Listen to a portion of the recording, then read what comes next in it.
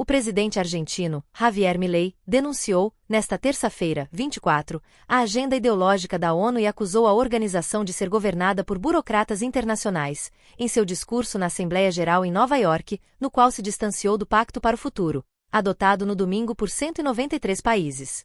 Milei cumprimentou o sucesso notável alcançado pela ONU em seus primeiros anos no século XX, mas afirmou que com o tempo, a organização se transformou em um leviatã de múltiplos tentáculos, que pretende decidir não só o que cada Estado ou nação deve fazer, mas também como todos os cidadãos do mundo devem viver.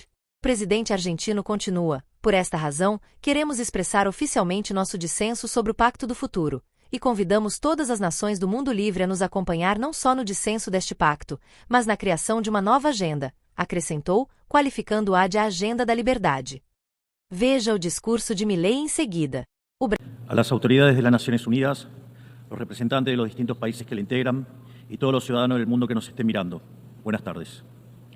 Para aquellos que no lo saben, yo no soy político, soy un economista liberal libertario, que jamás tuvo la ambición de hacer política y que fue honrado con el cargo de presidente de la República Argentina frente al fracaso estrepitoso de más de un siglo de políticas colectivistas que destruyeron nuestro país. Este es mi primer discurso frente a la Asamblea General de las Naciones Unidas y quiero aprovechar para, con humildad, alertar a las distintas naciones del mundo sobre el camino que están transitando hace décadas y sobre el peligro que implica que esta organización fracase en cumplir su misión original. No vengo aquí a decirle al mundo lo que tiene que hacer. Vengo aquí a decirle al mundo, por un lado, lo que va a ocurrir si las Naciones Unidas continúan promoviendo las políticas colectivistas que vienen promoviendo bajo el mandato de la Agenda 2030 y, por el otro, cuáles son los valores que la nueva Argentina defiende. Quiero, sí, comenzar dando crédito cuando el crédito corresponde. La Organización de Naciones Unidas nace del horror de la guerra más cruenta de la historia global, con el objetivo principal de que nunca volviera a ocurrir. Para ello, la organización grabó en piedra sus principios fundamentales en la Declaración Universal de Derechos Humanos. Ahí se consignó un acuerdo básico en torno a una máxima, que todos los seres humanos nacen libres e iguales en dignidad y derechos. Bajo la tutela de esta organización y la adopción de estas ideas, durante los últimos 70 años la humanidad vivió un periodo de paz global más largo de la historia, que coincidió también con el periodo de mayor crecimiento económico de la historia. Se creó un foro internacional donde las naciones pudieran dirimir sus conflictos a través de la cooperación, en vez de recurrir instantáneamente a las armas, y se logró algo impensado: sentar de manera permanente a las 5 potencias más grandes del mundo en una misma mesa, cada una con el mismo poder de veto, a pesar de tener intereses totalmente contrapuestos. Todo esto no hizo que el flagelo de la guerra desapareciera, pero se logró por ahora que ningún conflicto escalara a proporciones mundiales. El resultado fue que pasamos de tener 2 guerras mundiales en menos de 40 años, que en conjunto se cobraron más de 120 millones de vidas, a tener 70 años consecutivos de relativa paz y estabilidad global, bajo el manto de un orden que permitió al mundo entero integrarse comercialmente, competir y prosperar. Porque donde entra el comercio no entran las balas, decía Bastiat. Porque el comercio garantiza la paz, la libertad garantiza el comercio y la igualdad ante la ley garantiza la libertad.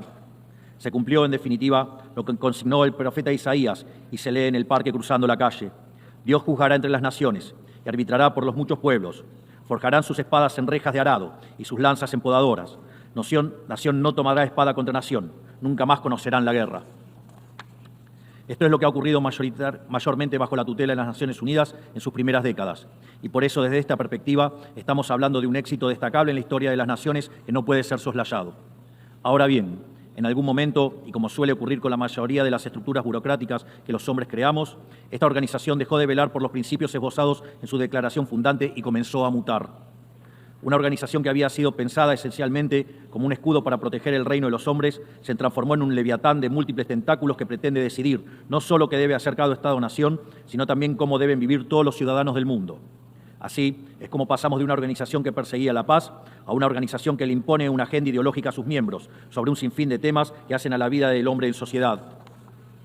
El modelo de Naciones Unidas, que había sido exitoso, cuyo origen podemos rastrear en las ideas del presidente Wilson, que hablaba de la sociedad de paz sin victoria y que se fundaba en la cooperación de los Estados-nación, ha sido abandonado. Ha sido reemplazado por un modelo de gobierno supranacional de burócratas internacionales que pretenden imponerle a los ciudadanos del mundo un modo de vida determinado. Lo que se está discutiendo esta semana aquí en Nueva York, en la Cumbre del Futuro, no es otra cosa que la profundización de ese rumbo trágico que esta institución ha adoptado.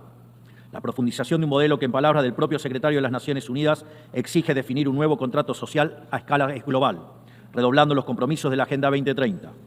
Quiero ser claro en la posición de la Agenda Argentina.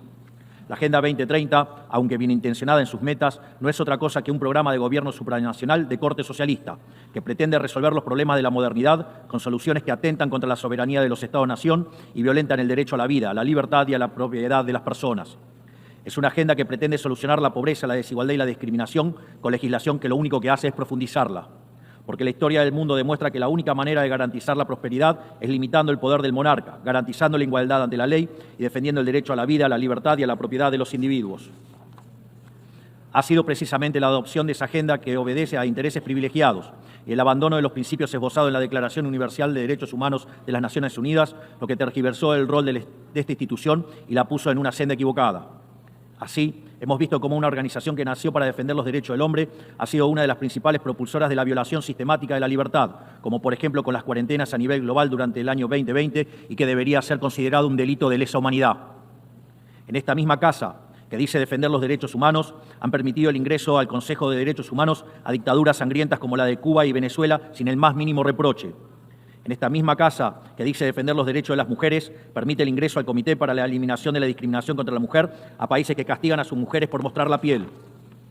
En esta misma casa, sistemáticamente, se ha votado en contra del Estado de Israel, que es el único país de Medio Oriente que defiende la democracia liberal, mientras se ha demostrado en simultáneo una incapacidad total de responder al flagelo del terrorismo. En el plano económico, se han promovido políticas colectivistas que atentan contra el crecimiento económico, violentan los derechos de propiedad y entorpecen el proceso económico natural, llegando a impedirle a los países más postergados del mundo gozar libremente de sus propios recursos para salir adelante. Regulaciones y prohibiciones impulsadas precisamente por los países que se desarrollaron gracias a hacer lo mismo que hoy condenan. Se ha promovido, además, una relación tóxica entre las políticas de gobernanza global y los organismos de crédito internacional, exigiéndole a los países más relegados que comprometan recursos que no tienen en programas que no necesitan, convirtiéndolo en deudores perpetuos para promover la agenda de las élites globales. Tampoco ha ayudado el tutelaje del Foro Económico Mundial, donde se promueven políticas ridículas con anteojeras maltusianas, como las políticas de emisión cero, que dañan sobre todo a los países pobres, a las políticas vinculadas a los derechos sexuales y reproductivos, cuando la tasa de natalidad de los países occidentales se está desplomando, anunciando un futuro sombrío para todos. Tampoco la organización ha cumplido satisfactoriamente su misión de defender la soberanía territorial de sus integrantes, como sabemos los argentinos de primera mano en la relación con las Islas Malvinas. Y llegamos incluso a una situación en la que el Consejo de Seguridad, que es el órgano más importante de esta casa, se ha desnaturalizado, porque el veto de sus integrantes permanentes se empezó a utilizar en defensa de los intereses particulares de algunos.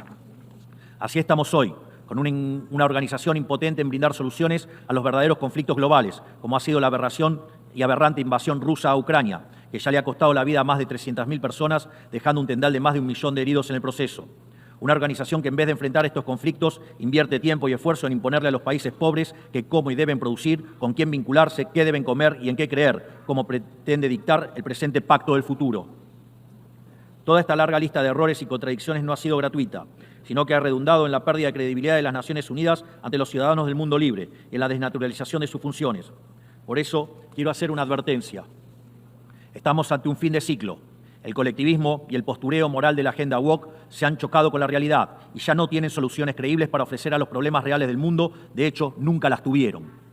Si la Agenda 2030 fracasó, como reconocen sus propios promotores, la respuesta debería ser preguntarnos si no fue un programa mal concebido de inicio, aceptar esa realidad y cambiar el rumbo. No se puede pretender persistir en el error redoblando la apuesta de una agenda que ha fracasado. Siempre ocurre lo mismo con las ideas que vienen de la izquierda. Diseñan un modelo acorde a lo que el ser humano debería hacer, según ellos, y cuando los individuos libremente actúan de otra manera, no tienen mejor solución que restringir, reprimir y coartar su libertad. Nosotros en Argentina ya hemos visto con nuestros propios ojos lo que hay al final de este camino de envidia y pasiones tristes. Pobreza, embrutecimiento, anarquía y una ausencia fatal de libertad.